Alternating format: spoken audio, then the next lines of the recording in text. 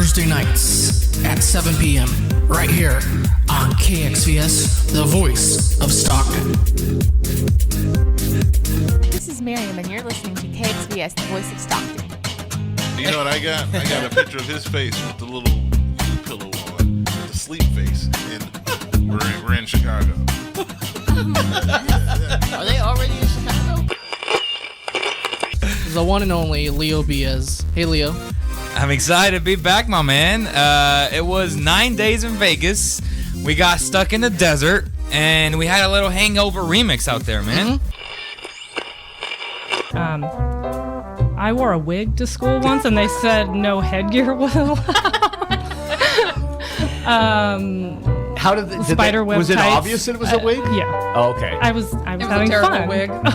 See, this is exactly why we have them on the show, and this is what makes them fun. You're listening to KXVS, the voice of Stockton, 92.1 FM.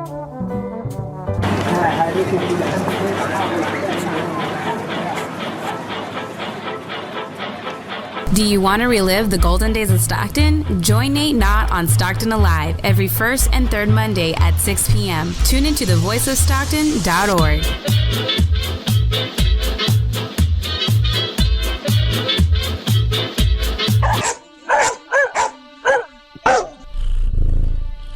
Hi everyone, this is Dr. Julie Dameron, local veterinarian for over 20 years. I am so excited about my new radio show, Tales and Tips, on Tuesday morning at 10 a.m. on Facebook, YouTube, Voice of Stockton, and KXVS Radio. I will discuss relevant issues affecting animals and pet owners today, how to avoid common problems, and how to extend the quality of life for your cherished companions. As a community advocate, I will also discuss important social issues that affect our city. I plan to showcase organizations and heroes who are doing amazing things to help others. Remember to tune in every Tuesday morning at 10, starting soon. This is Miriam, and you're listening to KXVS, the voice of Stockton. You know what I got? I got a picture of his My name is Josh, and you're listening to KXVS, the voice of Stockton, 92.1 FM. Catch us live on Facebook, YouTube, and the TuneIn app.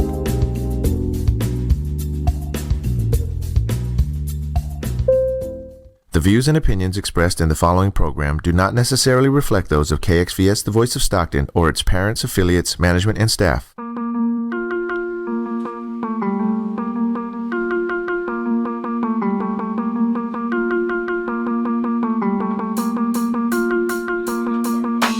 The Voice of Stockton on KXVS presents the premiere of Tell It Like It Is with your hosts, Jerome Clay and Motec Sanchez. Hey Stockton, how y'all doing? Yeah, this is Jerome Clay, and I'm with my boy Motec, and we got our new show, Tell It Like It Is, where Republicans and Democrats come together for fiery sessions in a no-holds-bars kind of atmosphere. So what do you got to say about that? There's some bars in here. Speaking of bars, salute. We're gonna enjoy this over. We got this idea from former President Obama, right? That's true. What was his name? Lou Gates.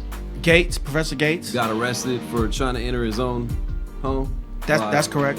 By an officer who just happened to be of the Caucasian persuasion. That's right.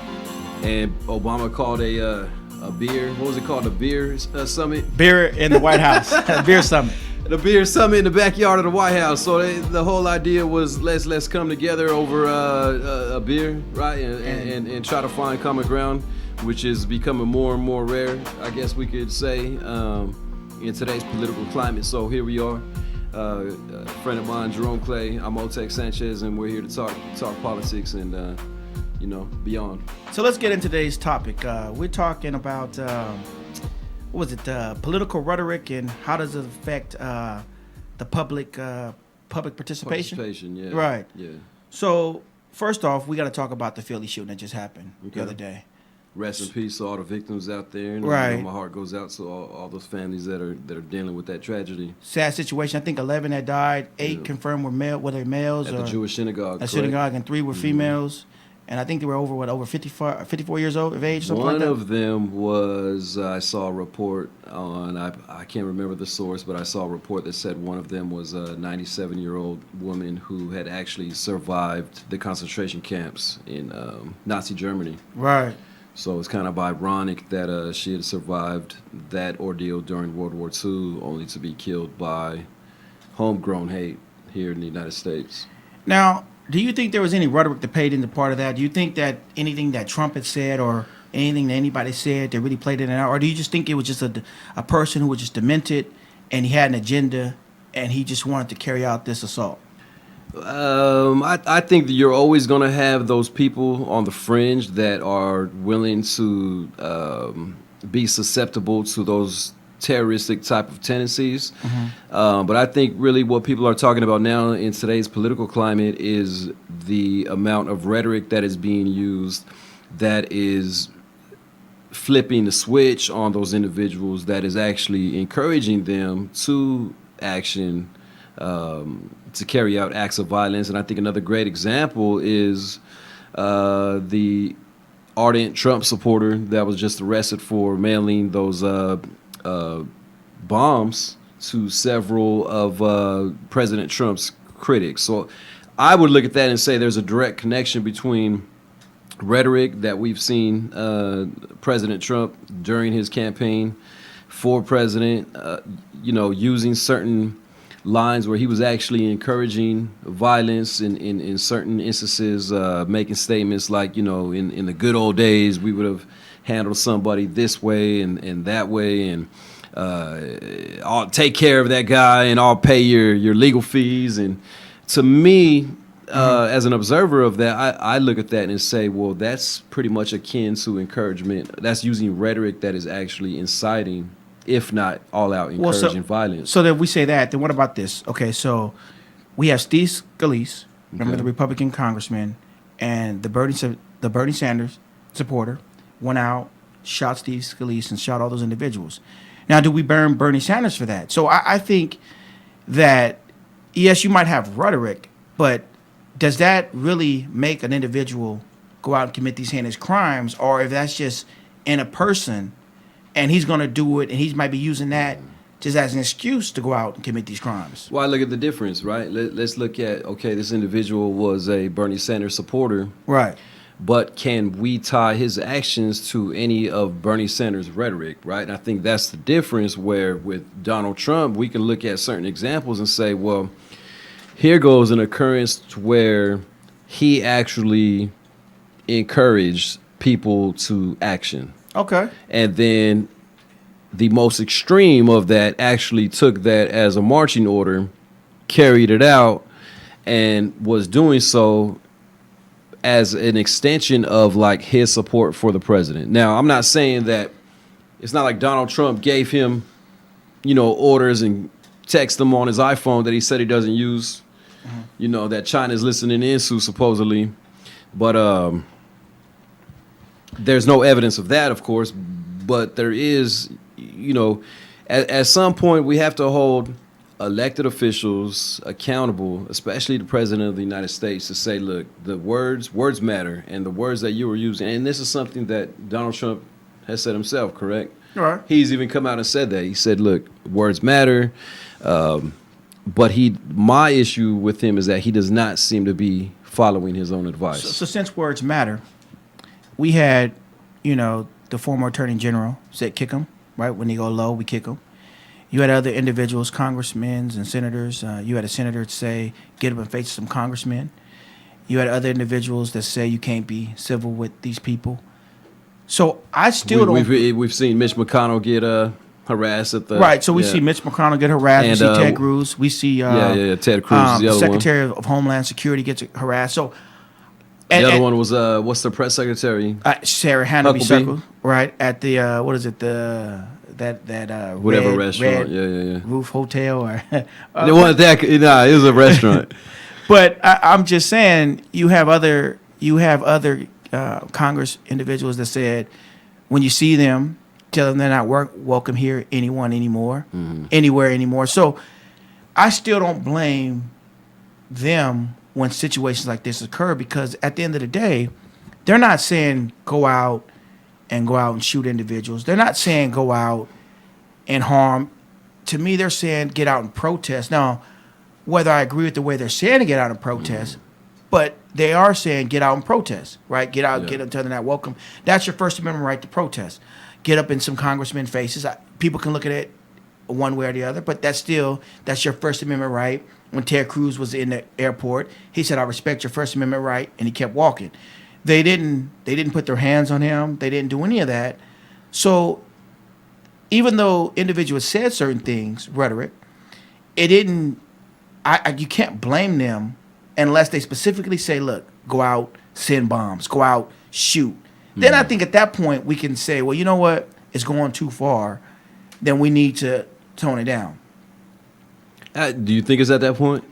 I think it's at that point. I think really that the president and from both, I think both parties need to come together and say, "Look, we're being attacked on both sides, and we need to have unity, even if we have our differences. Like me and you have differences, right? So, we know that I'm hardcore Republican, you're a hardcore Democrat, but you still have to agree to disagree. You still have to respect people's opinions.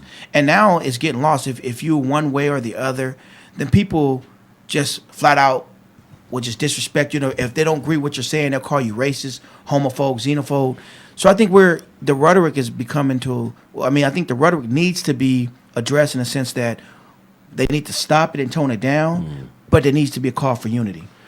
Well, I think, that's unity. What does that look like? Because I always have the argument and the standpoint that unity for the sake of unity alone really doesn't do anybody the favor except for the people that are in those positions of power that are trying to avoid the accountability and the friction that comes with accountability, such as protests. But I think there's a big leap between telling people or encouraging people that should protest or quote unquote resist to telling people, "I'm going to pay for your legal fees if you go hit this man in the mouth," right? That, to me, that's a big difference.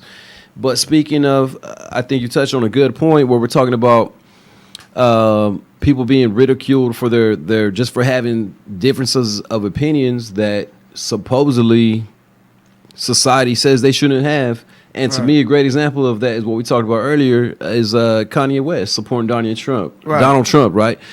Donnie Trump. Hey, that's going to be his new name from here, Donnie Trump. So even with Kanye, I think he had the right to go to the White House, and he had the right to express his First Amendment right. To me, they were friends before he was elected. That was his friend before, and will probably be his friend whether he gets impeached, not impeached, runs again, wins again, or loses again.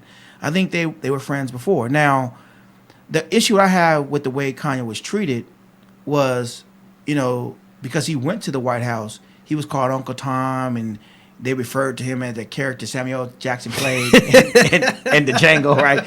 So now, if you didn't like the message that he delivered, now some people say, the message was just flawed and how he was delivering, he was rambling all over the place.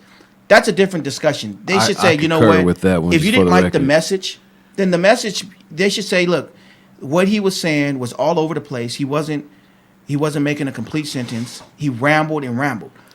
Instead of just because he was there as a black man supporting Trump. So even if he was on message, he still would have been criticized.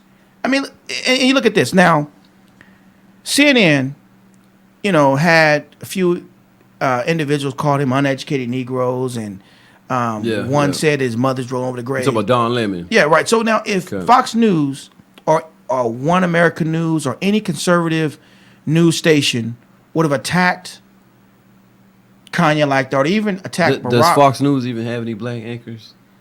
They have some black anchors. Juan Williams on the 5, right? So I thought Don Williams on CNN though. Juan Williams. Don Lemon. Okay. Juan Williams. I don't watch it, so that's why I'm asking. I mean, I'm just saying though, if they would have said he was uneducated Negro, then everyone would have been, oh my God, this is a racist show. We need to protest and shut it down. So now CNN's allowed, whether you agree with Kanye or not, right? Whether you agree with how he delivered the message or not, to really now, because they didn't agree with what he was saying, and they didn't agree that he went and spoke to the president, they attacked him. So now it's like, wait a minute, because we can't agree to disagree. We have to call him Uncle Tom. We have to call him an uneducated Negro, right? And even now, look at conservatives like Ben Shapiro was trying to go to UC Berkeley. And look at what UC Berkeley did. They tried to tear their campus out.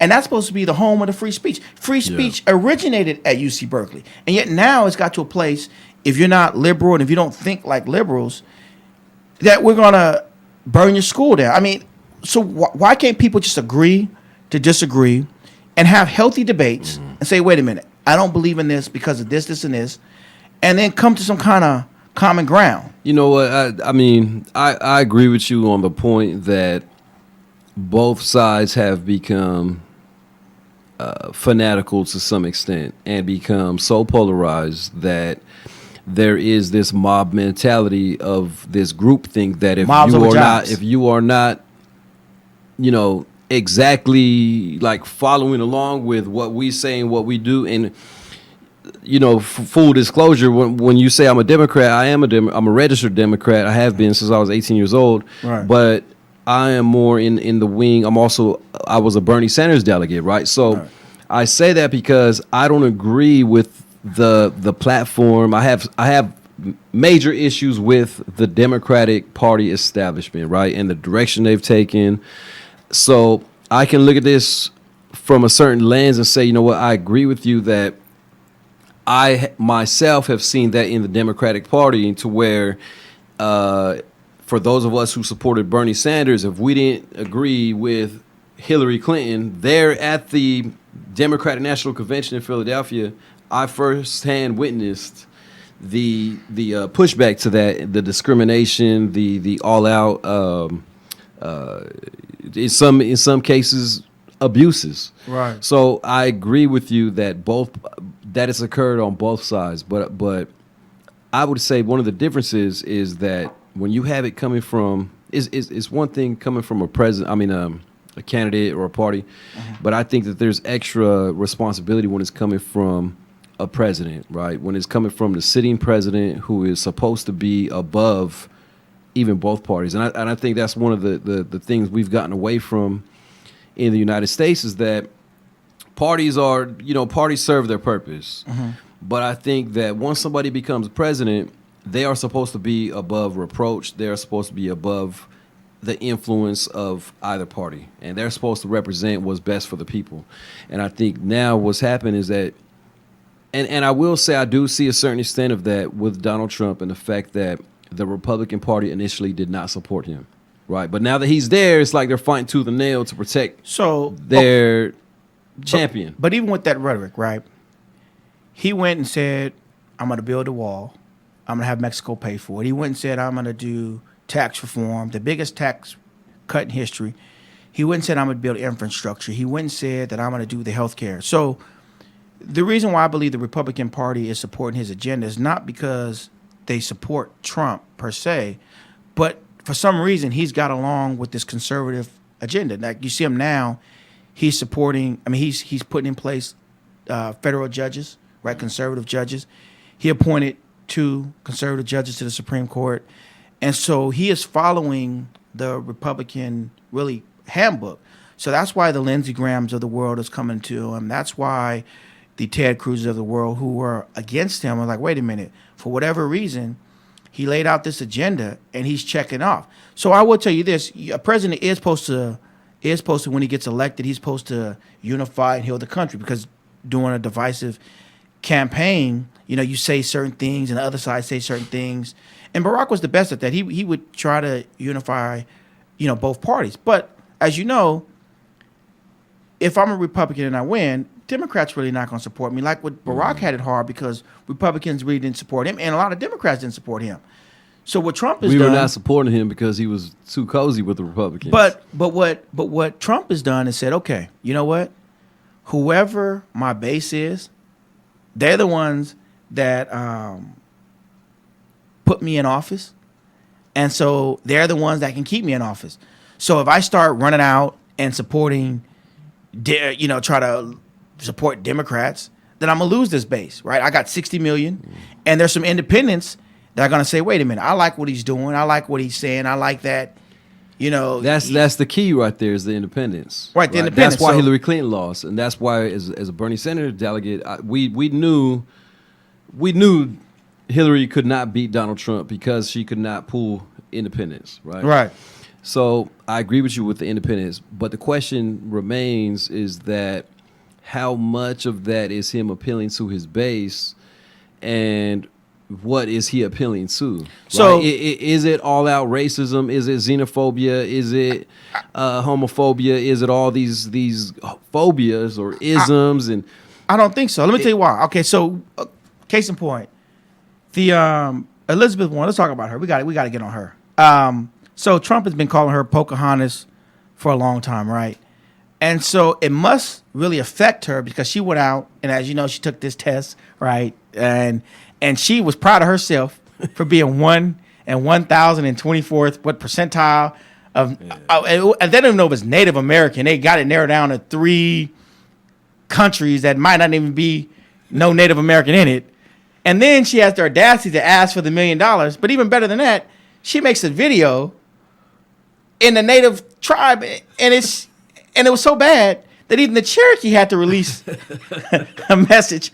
But that was from that's from Trump's. But you know that's from Trump's rhetoric, right? That's where I can agree with you on that was a bad move on her part. It gets back to So let's combine Elizabeth Warren with getting back on Kanye West, right? Okay. Because it's also the rhetoric, not only the rhetoric of like xenophobia, sexism, racism, homophobia, etc., but it's also the rhetoric of like identity politics. Okay. Right? Like Elizabeth Warren, in some corner of her mind, thought that if she could prove she was 1,024th, whatever, of a percentage of Cherokee or whatever she tried to claim, that would somehow give her some type of like gratification, like not just gratification, but almost like what would it justify? What I say carries more weight because I'm this, right? Right. And that's the problem that I have. But how did she get into Harvard? Wasn't she listed as Harvard as a colored woman? Yes. So that's what I'm saying. That's the problem that I have with identity politics, because on one hand, you have somebody like Elizabeth Warren, who is a Democrat, who is, I stopped supporting her when I saw how she dealt with the whole Bernie versus Hillary thing, right? But my thing is like, that goes an extra step beyond to where, at what point in time did that become relevant to her in her politics, right? And was it because she's taking advantage of a system that was set up to correct past injustices, that Harvard would say, hey, maybe we've had a problem with Native Americans in the past that we need to correct this, i.e. affirmative action, etc., to where they create these programs. You have her come along who has zero connection to the Native American community. Right. Even DNA-wise, now she has proved herself that she has no connection to Native Americans, right? Like, how somebody can claim 1 in 1,000 is beyond me, as if that was some type of validation. But my thing is, even with that, she felt that would somehow give her like some type of a soapbox to say, but it did. What happened? I'm representing the Native American population, therefore what I say should be taken with more weight. But the reality is, you have zero connection to them. Why? But the CNN. Okay, so I was watching CNN when that happened. I couldn't wait to watch CNN. From Don Lemon to Chris Cuomo to all of them, they felt that she was justified. Like they were like, they proved it. And that's what I'm. But those are the same people that were calling Kanye West Uncle Tom and a sellout, correct? So that's the issue that I have even with. I like some of Kanye's music, his older music. I like the old Kanye, right? Not the new Kanye. And people that are hip hop fans, they understand what we're talking about right now. But the thing is, you wearing the Yeezys today? It's pre-Kardashian and post-Kardashian, right? But at the post-Kardashian, when he wearing the Yeezys, I know I seen you. Nah, he started before that with Nike. Okay, he started with Nike, but that's another kind of saga. But the thing is, if you really break it down, who is the media to say Kanye West doesn't have the right to support Donald Trump? Like, where is that rule written down to say? And the reason why I bring this up is because I just saw a story on Friday where Donald Trump spoke at young black Republican leadership. Yeah, they had. I forget the title of it. It wasn't the NAACP. Right, no. It's called a Young Black Republican Leadership of America or something like that. And these were like high schoolers, college students. Right. And they were supporting him as well. They were wearing a room full of young black men and women, a lot of them wearing the red Make America Great hats again. That's true. That are made in China, most likely. Yeah, that's true, too. Speaking of rhetoric, right? So the thing is, now I come from a activist background, right, where I can look at that and say, okay, there's this side of the line, that side of the line. These people are with us, and these people are not. Mm-hmm. But the rhetoric part of it, to me, where I have to question that is at what. Now, for me as an activist that is put in work, I feel like I got the right to say that, right? But where does Don Lemon or some other news correspondents come in feeling they have the right to prescribe that label on somebody when they are not from an activist background? Right. They are not from that type of, effort and engagement, but they're using it openly and readily, in my opinion, in my eyes, as a political tool, right? To serve a certain agenda that at the end of the day, even I have to admit, Kanye West has some great points, right? Now he came out today where he's talking about he's making a new shirt or something telling black people to leave the Democratic Party, right? People will call him a sellout for that. But we have to question at the end of the day, even as a progressive Democrat, I have to question how much really is the Democratic Party establishment serving us? Or historically have they served Chicanos, African Americans, right? And if we look at the numbers and statistics, it's like I can't knock him for that, right? Now I can't support him for supporting Trump, but I can't knock him for criticizing the Democratic Party. And I think what he's doing is trying to get people to be free thinkers, because just because you're African American doesn't mean you have to vote Democrat. I tell people this: whether you Democrat, Republican, research the candidate and vote who makes a change for your life, not vote for party lines, right? Because sometimes, I might vote one way that my party doesn't vote only because that individual is better for me and my family. And so I think a lot of times people just get into this: if I see an R behind his name or a D behind his name, then I must vote this way. And it shouldn't be like. And I think that's what Kanye is trying to say: is be a free thinker. If you like Trump or if you hate Trump, vote for him or don't vote for him. But don't do it because he's Republican. Don't do it because he's a Democrat or not a Democrat. Do it because you don't like his policies. Do it because you don't like his tone or you don't like his racism. Do it for other reasons other than him being a Republican. But I tell you, I think with the rhetoric sells. I mean, let's face it. He gets these big old campaign rallies, right? Texas, 22,000 people or so. He talks about Elizabeth Warren, and the crowd goes wild. Now he's talking about Dianne Feinstein. He caught her with the leaker, right? And he got that little thing where he puts his hands up and goes, "We didn't leak, did we?" And he turned around, and the crowd goes wild. He talks about... We got to remember he came from reality TV. Right, and he talks about Blumenthal when he said Blumenthal said he was a war hero out there. What was it then? Was it Connecticut or something like that? I didn't catch that. With Blumenthal, when he said he was the war hero and he saved all these lives. So he talks about things that me and you might talk about or people might talk about on the couch. Yeah, so what he's done is he has taken the couch conversation to the White House. And so now that's all he's done. He's taken a friendly conversation that you might have with your friends to the White House. All right. And so when he has these press conferences, listen to the way he's talking. He's talking like he's a commoner sitting on the couch, having a beer in his hand, and you're talking about people.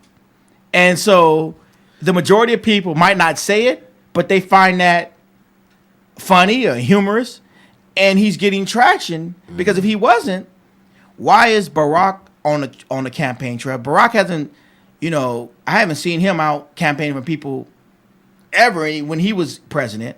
Why is Hillary out there campaigning? Why is all these Democrats? Because they see his rallies, right? And they see how big they are, and they see that people are being influenced by the rhetoric. And so, to me, I think he does it not only to amp up his base, but I think he does it because people who are sitting on the couch, even though they might say, well, he might need to tone it down, but they might say he's getting things done. Case in point, remember he talked about what Rocket Man, Fat Rocket Man, call him Fat Man, and he gonna send him to the sky and blow him up, right? Who was this? Kim Jong-un, right? I remember. Okay, and so, I recall. And now, next thing you know, they were giving each other flowers and right. kissing each other Now on they the have cheek. a love romance, a bromance, right? Okay. And so, did that rhetoric work? You know, and look at what he's doing with China, right? And so he's saying he's got all these tariffs on China.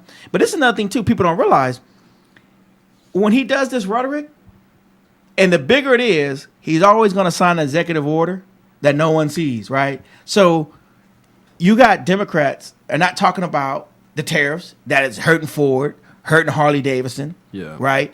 They're not talking about healthcare that he got rid of mandates. You know, my insurance costs went up. They're not talking about the insurance. They're talking about, oh my God, he insulted Elizabeth Warren. Yeah. So I believe he's strategically doing this rhetoric. You think it's that smart, huh? I think it is. I think because he said I'd rather have him talking about that than have him talking about the underlying policies, because the underlying policies are going over above everybody's head. Yeah. Right? And so now he can say, oh, the economy's good, but we know the economy goes in circles, right? So, yeah, it's doing well now. I believe some of the stuff is what he's done. I believe some of the stuff is what Barack done. I think just some of the stuff is just how the economy moves. But he's taking you know, this great economy and all this, and he could just say whatever he wants, and then he'll sign that executive order that could hurt us. No one talks about it. They'll talk about, oh, he told Mitt Romney he's always on his knees and do anything on his knees. Or he'll say, you know, that collusion is a witch hunt. He'll say now the favorite of CNN and MSNBC, Stormy Daniels. They'll talk about Stormy and the creepy porn lawyer. So you get all this out there, and people are focusing on. I mean, think about this now. People are focusing on the creepy porn lawyer, Michael Avenatti. Then they're focusing on the tariffs. Why? And that's where I agree with you, where the Democrats are falling short in politically trying to take back seats in Congress and the Senate and the White House, right? It's because they are not reaching mainstream America, the independents, right, with policies and with concrete, black and white, this is what we're going to do for you.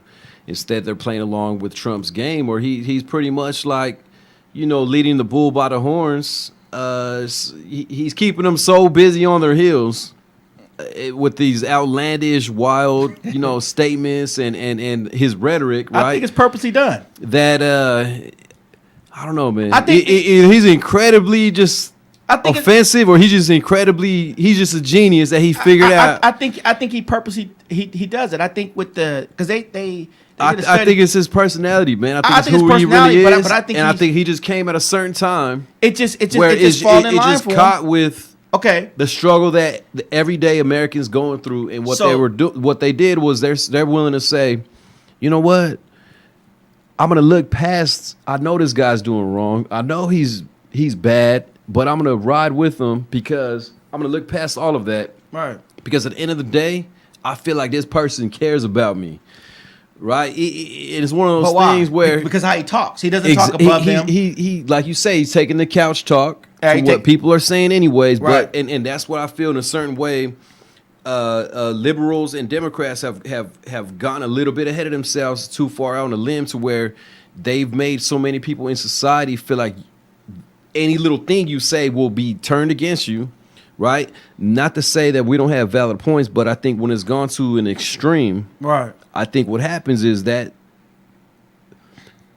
people change their mind, or they have a blowback to that, but they keep it internal, right? Mm-hmm. Because of they're afraid of the rhetoric the same way on the left side, right? And then when it comes time to vote, they're gonna vote the way they feel like, okay, this person gets where I'm coming from. That to me is scary in the sense that I look at that and I say, this guy's gonna win again.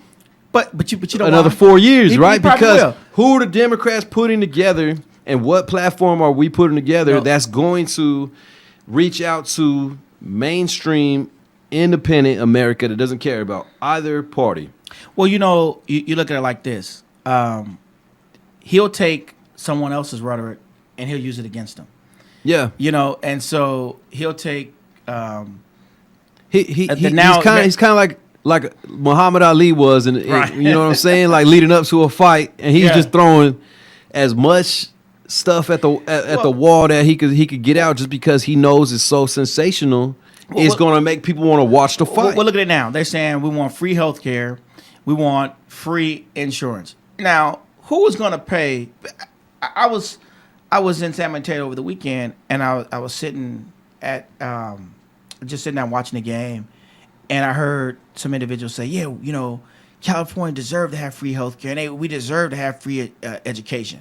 And I'm thinking, okay, well, who's going to pay for the free education? Nothing is free in life. So even if you go... But we find ways to pay for Afghanistan, right? Right. 45 billion. Okay. I mean, we paid how many trillion over there now? That's how I look at that, and say, well, it's not about whether or not we have the money. It's where we're willing to prioritize. But even who's paying for Afghanistan? We're all paying for it. We are. So then that means we would have to pay for the free health care, right? Well, that's what I'm saying. It's about where we put priority. Is it like, do we want to put all of our eggs in this basket, or do we want to invest in our own people, make sure that we're healthy, make sure that we're having healthy futures, and so cut back on giving to the next generation? So how would it go? So would you say you follow the New York model, where it's you can go to a state or university, but then you have to stay in that state for like 5 years, but the private, we won't affect the private, just the state university. You think that should be a good model? And then what happens when you have all these applications coming in, because now everything is free? Now, where are the kids going to go if they can't get in? Because now, I mean, you know, Stanford, all these elite schools, I guess they wouldn't be public, but they only take so many. Like UC Berkeley probably only takes so many students. So now what? I mean, that still might not solve the problem. We got to remember, for California specifically, the UC and CSU system, community college system, was designed in the 1950s, called the Master Plan. It was designed to be primarily free, as an investment, a post World War investment into the future generations, right? And that's why these universities became world renowned, like UC Berkeley. It's because of the investment that was placed in it by the legislature, by the government, by the taxpayers. And I think we've forgotten that. We've gotten away from that because we've allowed business interests to permeate all factors of American society, from the president down to grade, your local school district, right? And I think that's where we need to get away from. But I think whether or not we agree with that politically, I think that we can both agree that those should be the real issues that we're focusing on, right? And the rhetoric of campaigning distracts from that. But he takes that rhetoric, right, and then he twists it in such a way. So he takes the opponent's their campaign rhetoric, and he takes it and he twists it. And so now you got people like that don't probably even have education. Like, well, why do I want to pay? I don't even got an education. So I mean, he's using their rhetoric against him. So until they figure out, okay, how can we do the same with him? But he likes it, right? He enjoys it. And I think the reason why he got elected too was he didn't go in where like this, I'm holier than thou. He didn't go in as, I'm a faithful man to my wife. He didn't go in as, I never lie or whatever. I mean, people know he lies. I think he went in. People had low expectations of him already. Right, because he didn't go in with the pre-notion that I'm better than you. Yeah. Other than I'm smarter than you because I make all this money.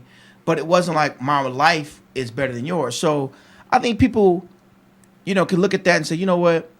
I'm not voting for him because he's faithful to his wife, right? I'm not voting for him because he married a supermodel wife.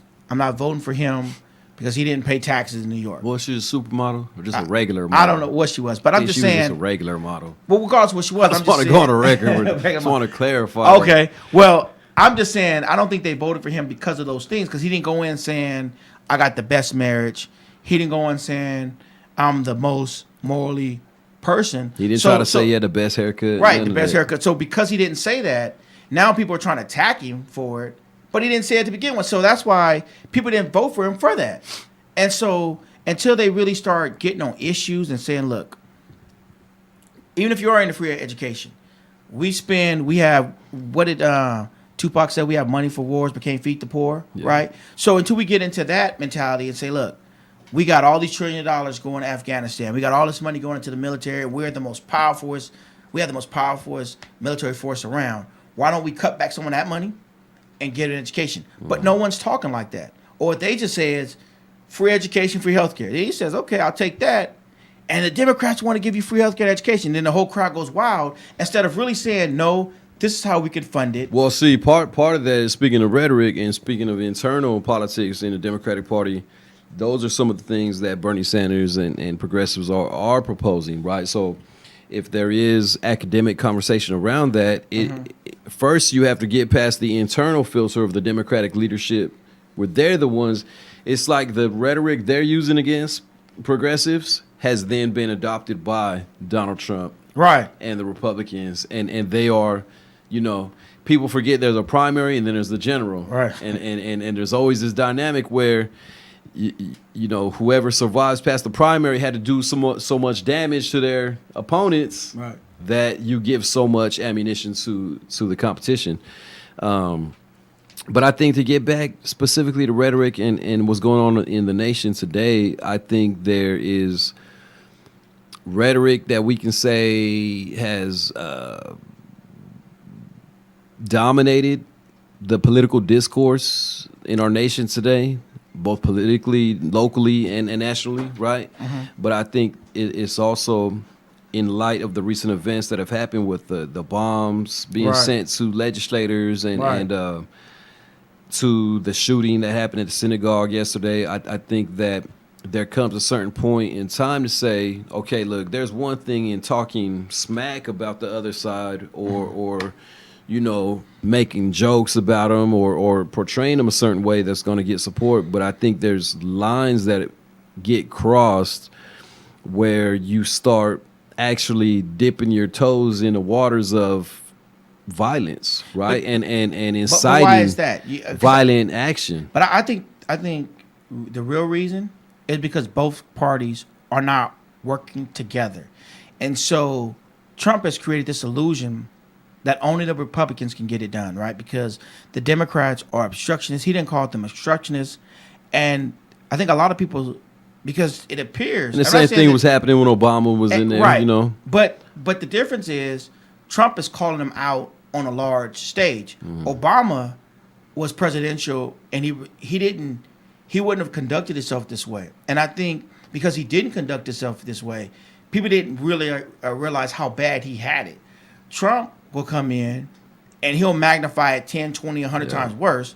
And so he'll go in, he'll say, Chuck Schumer and the Democrats are this. Do you want Nancy Pelosi as Speaker of the House? Are you going to have his investigations? So what he's done is he's put a real big light on, on like maybe the disagreements that they might have, and he's kind of turned the tables on them.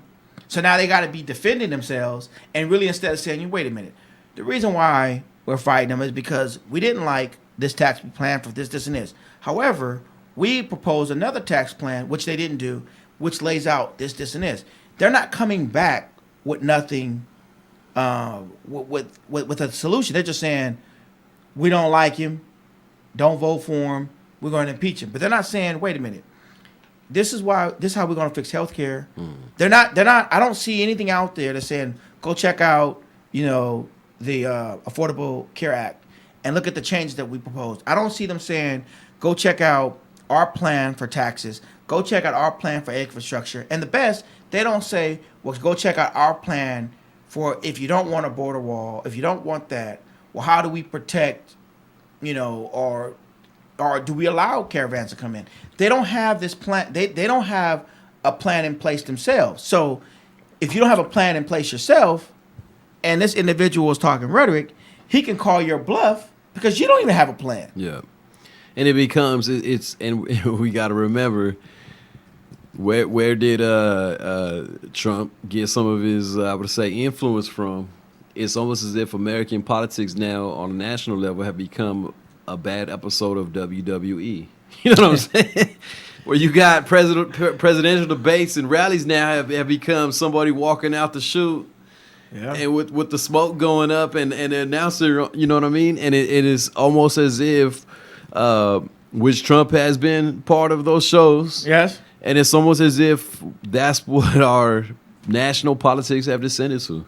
And it's kind of sad for a nation that touts itself as like the beacon of light for the rest of the world for democracy. Right. And I think that's what we as Americans should be focusing on, and I think that's what maybe we should get into to wrap up the show is how much of that is the public's fault. And when I say that is because how much of it is a result of the decline in the quality of our elected officials is the direct result of the lack of participation and apathy by the general public to even pay attention to what's going on. Okay, so even this. Okay. So let's talk about the border wall that we have. 'Cause, we got you got these. I don't know how many 14,000 they say people coming over right from Honduras and other parts of Central America. I keep seeing it. One source will say 5,000, another 14, source say 10. Unknown amount, right? That are coming over here. Okay, so you have this caravan, and then you had before. Remember, you had the kids locked in cages, right? That both. I wanted to say for the record that both Republicans and Democrats were doing. Right, and so so this is what Trump has done even with that. Okay, so you have kids, minorities, Caucasians. You have them in America right now. They get separated from their parents, and I don't see no politician run to the courthouse to protect them. And so that's what he's done. He's flipped it. Like, wait a minute, you care more about illegals coming over here than you do kids that are being separated from their parents legally. You look at the homeless. Like, you can go, we're in Stockton, we go under the bridge, and we see homeless everywhere, right? It was so bad that even Caltrans built up a wall over there by the DMV, put that gate up, and kicked them. Remember, they kicked them. Now they're in everybody's neighborhood. Now they're in everybody's neighborhood, predicted. right?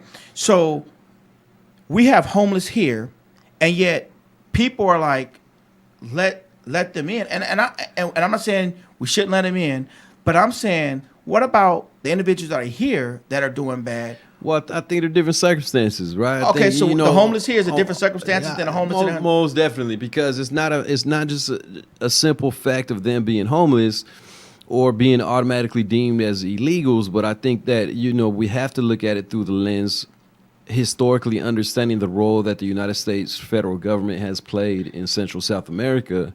The CIA, our military covert operations like Iran-Contra, Oliver North and Ronald Reagan themselves getting caught up with that. But do they send them aid? Let's keep it out. Do the United States send these Central America aid? They do. They send them. But you got to understand the dynamics of that aid, right? If I'm sending aid to a dictatorship that is oppressing violently their people and suppressing democracy. That is exactly what's causing the dysfunction. So who do you send it to the people? That is having people flee north for safety. So where do you send the money if you're sending the aid? We got to look at this. Well, I think I would say policy-wise, the United States government, military, CIA, should stop intervening in these countries because in the 80s, they were so afraid of communism spreading that they were willing to create all this collateral damage that happened with the Sandinistas, Iran, like I said, Iran-Contra. So now where more documentation's coming out that they were involved in the illicit drug trade that created the crack epidemic here in the United States. Right. All these facts are coming out 20, 30 years later that we have to look back in how our government interfered, right?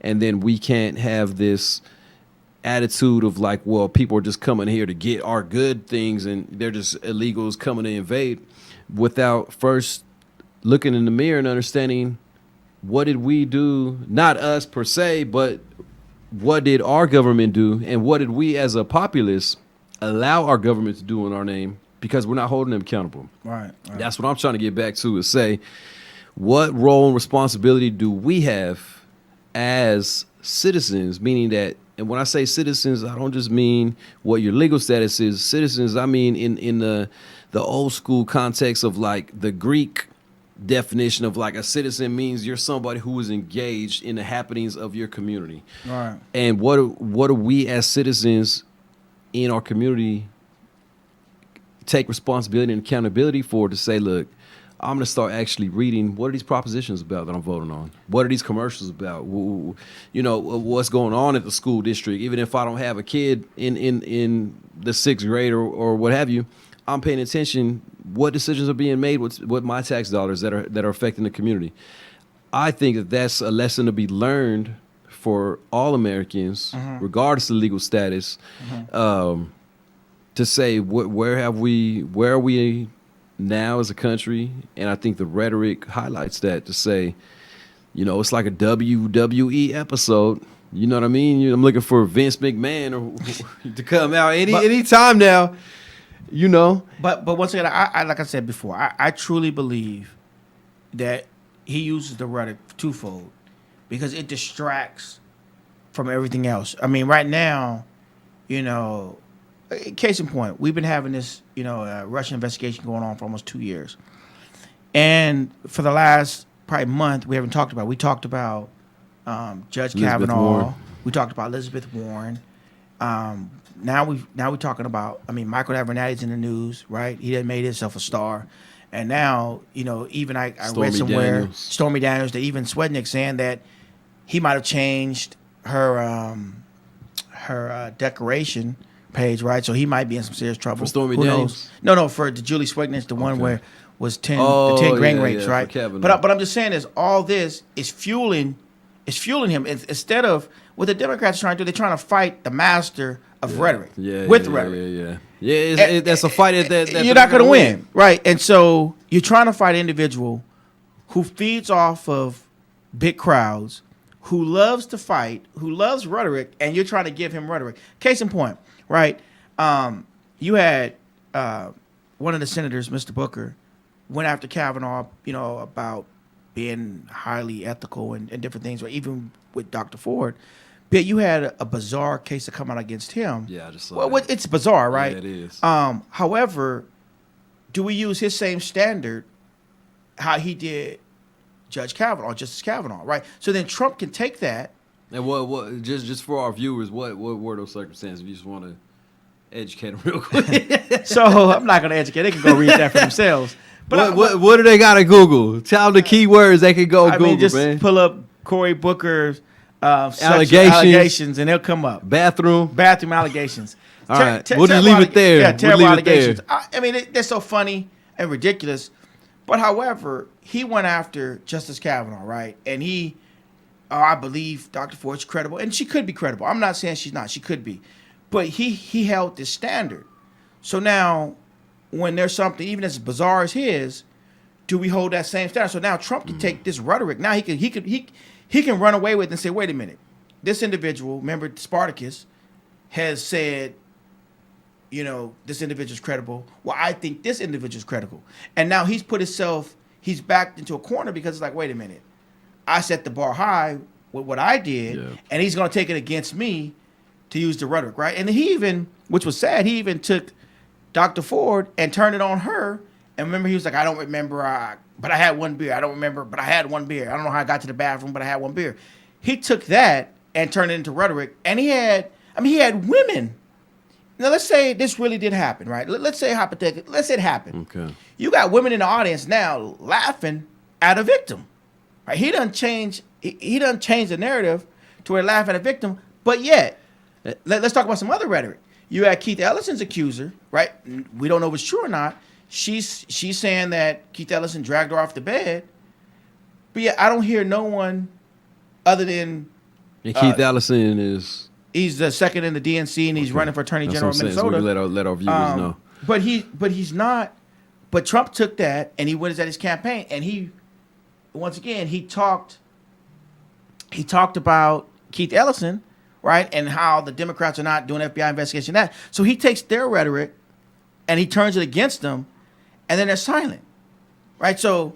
Well, that's what I'm saying. At what point do we, as the American public, say, look, regardless of what political party or what side you're on. Right. We're tired of the rhetoric. Let's get down to business. What are you going to do about these taxes? What are you going to do about the health care? Right. What are you going to do about us still being in Afghanistan, right. For what? 17 years now, longest war in American history. And it's costing us every day they're over there. It's costing the American tax dollars. We need to be focused on these things. And both of us are veterans, right? So that's what I'm saying is like, let's at what point do we say, look, we don't want to hear your side of the rhetoric. We don't want to hear your side. We want to get down to what's really going to move this nation forward and what's really going to serve the everyday average hardworking individual that constitutes this nation, right? And I think that you and I can both agree on that, right. So I think that's where we end the show because we got Mr. Don over here telling us that we're down to the wire. We're over time. So you can check us out. The show is called Tell It Like It Is. I mean, on this show, we're not going to hold no punches back. If it gets fiery, it gets fiery. And if we agree, we agree. And if we disagree, we disagree. But we want to look at it from the standpoint we can agree to disagree. Just because we are in a different party doesn't mean you can't have conversations on topics, right? Even political topics that are fiery, and I have a view and you have a view, we still should be able, even if it gets fiery, to say, look, I respect your opinion, even though I don't agree with your opinion, but I respect your opinion. So go ahead and like us on YouTube, Facebook, Twitter. You can follow us at KXVS Radio. And thank you, and we'll be here on next Sunday, same time. Yep. And we're bringing it, tell it like it is. Salute to that. Happy Sunday, everybody. Happy Sunday.